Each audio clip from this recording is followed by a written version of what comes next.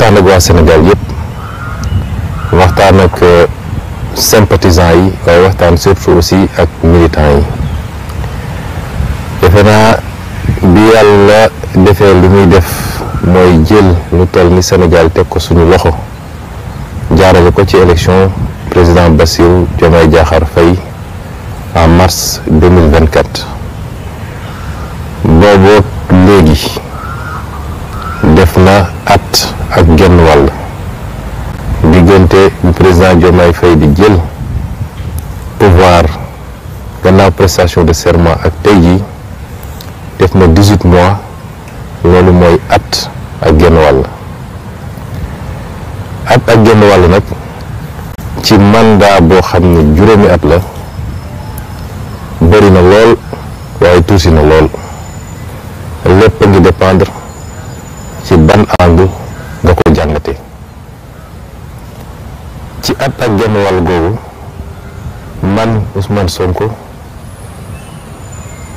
en tant que président du parti Pastef les Patriotes sama wax néew na lool déggu leen ma lu bëri ci cëru président parti laa wax li ëpp ci li ngeen ma gis ci cëru premier ministre bi nga xam ne mooy ndombal tànk bi ñu ma dénk ci tur boobu laa defee li may def boo ci génnee jamono élection législative yi nga xam ne moment politique la woon da ci def lépp déggu leen ma woon li ko waral nag lu bëri la am na lu ñu ci mën a wax fii am na loo xam ne jarul ma koy wax waaye xam ngeen ko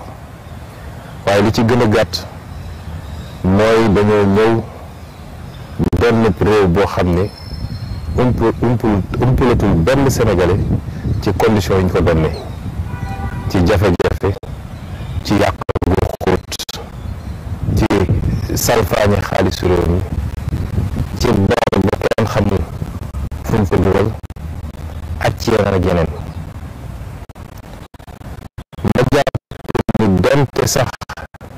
bu doon sax dañoo ñëw jël réew mi fekk ko mel ni mu waroon a mel suñ koy joxe da doon laaj weer yu njëkk yi at bu njëkk bi ñu wàññi politique bi bu baax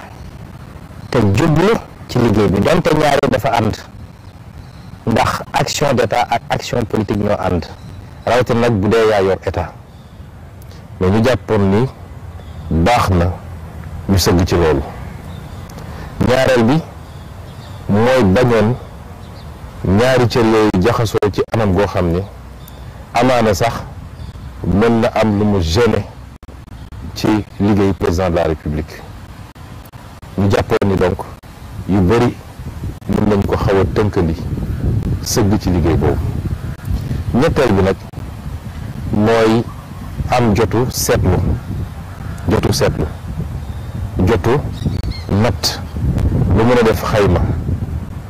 jàpp nañ nag ni jot na gannaaw fukki weer ak juróom-ñett am nañu lu doy sëkk ci mën a def xayma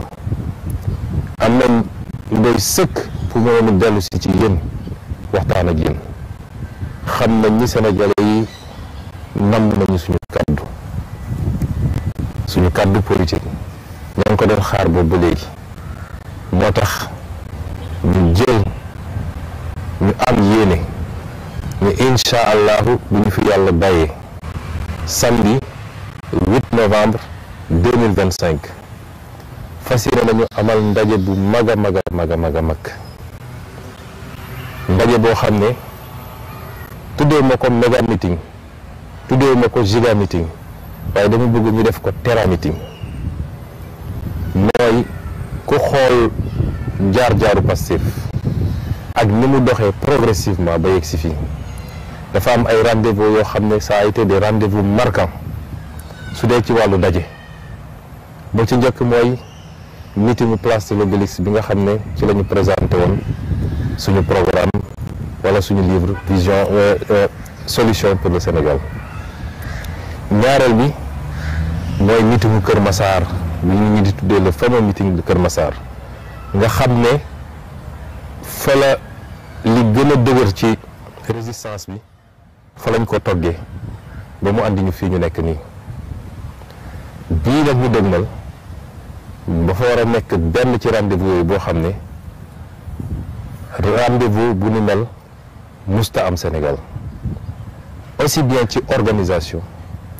ci mobilisation que ci fond bi mooy lañ fay waxtaane. moo tax may woo képp kuy patriote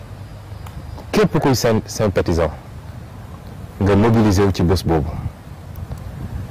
soo gisee ñu tànn def ko fële ci parkingu stade Léopold Sédar Senghor mooy dañoo xool fu ne foo xam ne war nañ faa mën a am daje bu dajale lu tolloog dayowu Pastef, waaye xool nañu place jafe na ci Ndakaaru moo tax ñu décidé ko def foofu. mbokk yi bés boobu bés bu am solo la parce que il y aura un avant 8 novembre 2025, il y aura le 8 novembre 2025, waaye il y aura surtout un après 8 novembre 2025. Pastef bi ngeen xam yéen miin ko te mosul dem nag waaye dafa fekk rek am luñ doon defar te mu ànduloo nag yenn yi. Pastef boobu mooy dellu si le 8 novembre te à partir de 8 novembre nag bu dee Pastef bi muy nekk opposition la meloon ni mu mel tey Pastef nekk ci pouvoir dinañ wane ni Pastef googu li mu amoon te téye ko ba mun a jàkkaarloog jaaykatu doole boole kook li mu téye tey ci li ko Sénégalais yi dénk loolu mooy soppi Sénégal ba faw. loolu tax ñu woo leen foofu bés ba nag dinañ ci waxtaanee lu bëri waaye mën naa leen ci limal ñetti pàcc. incha allahu dañ fa waxtaanee état ndax yor nañ ko 1 an et demi lu bëri xew na fi duma dugg ci détails yi lépp ñu ngi koy defee ci bés ba. dinaa leen jagleel waxtaan bu xóot bu yaa ci état ak li ko wër yépp nag ci bépp fànnu état la cay dox la ca doxul lay gàllankoor li ñu def li ñu war a def lépp dinañ ci waxtaan. ñaareel bi dinañu waxtaane politique ci anam gu yaatu. ñetteel gi dinañu waxtaane parti bi nga xam ne moom la ñu bokk muy Pastef te ci ni ngeen ma xamee ba tànn ma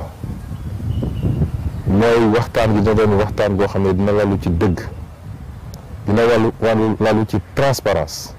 dina lalu ci waxtaan goo xam ne du ànd ak ay nëbbante ay làqwante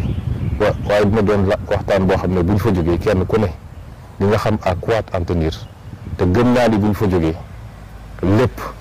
day changer ci perspective yi. moo tax bu ko kenn raté ñu ngi leen di gërëm di leen sant di leen remercier it ndax fan yi yëpp maa ngi jot ay message maa ngi gis yëngatu bu bëri gannaaw bu ñu yëglee ni suñu yaram dafa sutante may dalal xelu ñëpp nag jàmm rek alhamdulilah. liggéey bi bëri na te ay at a ngi nii jëluma benn jour de repos rawatina bi ñu jëlee nguur géeg léegi jëluma benn jour de congé liggéey bi métti moo tax semaine bële bi ma toogee ba sentir yaram gu diis ma bind président de la république ne ko dama fas yéene jël 4 fan ba juróomi fan ci semaine bii ñu nekk boole ko weekend bi pour noppalu tuuti doogu mën a jëlaat liggéey bi donte moom président de la république waxoon na gouvernement bi yëpp ne kenn ku nekk jël quelques jours de congé waaye dama faralu di jël congé man damay liggéey ba sentir ni sama yaram mënatul ma xool nu may noppaloo di ko gërëm it ndax keroog bi conseil des ministres bi jeexee fii la jubal si directement ñëw nemmeeku si loolu suñu diggante la boo xam ne umpul ñëpp kon di dalal xelu ñëpp du jàngoro du feebar tax ñu wax waaye soxla woon noppalu ñeenti fan rek la bu altine ñu reprendre liggéey bi ci jàmm ñu ngi leen di gërëm di leen sant di ñaan yàlla li ngeen di ñaan mu jëm ci ñun yàlla nañu ko yàlla boole lépp lu ci baraka